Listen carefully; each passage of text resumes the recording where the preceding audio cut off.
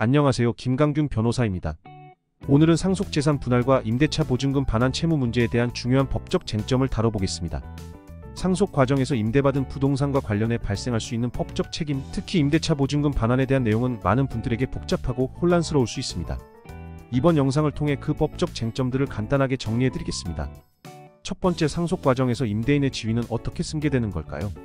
상가건물임대차보호법에 따르면 상속인이 임차건물의 소유권을 취득하면 자동으로 임대인의 지위도 승계됩니다.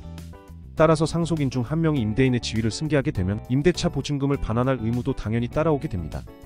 예를 들어 이번 사건에서 상속인 병은 상속받은 부동산에 대해 임대차 보증금 3,750만 원을 반환해야 했습니다. 그렇다면 이 돈을 병이 전부 부담해야 하는 걸까요?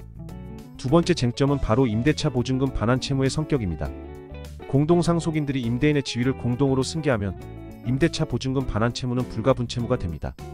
불가분채무는 쉽게 말해 채무자 중 한 명이 채무를 다 갚으면 다른 채무자들도 채무에서 해방된다는 것입니다. 병이 보증금을 반환하면 다른 상속인들도 이 의무에서 벗어나게 됩니다. 하지만 그 과정에서 병은 다른 상속인들을 상대로 구상권을 행사할 수 있습니다. 마지막 세 번째로는 상속재산 분할과 임대차 보증금 반환 채무의 관계입니다. 상속재산 분할 과정에서 특정 부동산을 단독 소유하게 되면 그 상속재산에 대한 임대차 보증금 반환 채무도 단독으로 인수하는 경우가 많습니다. 하지만 중요한 점은 다른 상속인들이 채무에서 완전히 벗어나지는 않는다는 것입니다. 내부적으로 각자의 법정 상속분에 따라 부담 부분이 남아있기 때문에 상속받은 사람이 구상권을 행사할 수 있는 권리가 생기죠. 물론 대법원은 다른 공동상속인들이 임대차 보증금 반환 채무를 면제받는 것이 정당화될 만한 특별한 사정이 없는 한 공동상속인들 간의 법정 상속분에 따른 내부적 부담 부분이 그대로 유지되어야 한다고 판시하여 예외가 존재한다고 판시했습니다.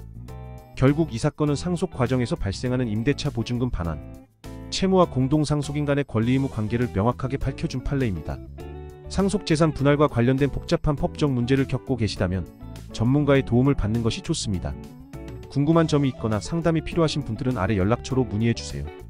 구체적인 상황에 맞춘 맞춤형 법적 조언을 드리겠습니다. 영상이 유익하셨다면 좋아요와 구독, 알림 설정 부탁드립니다.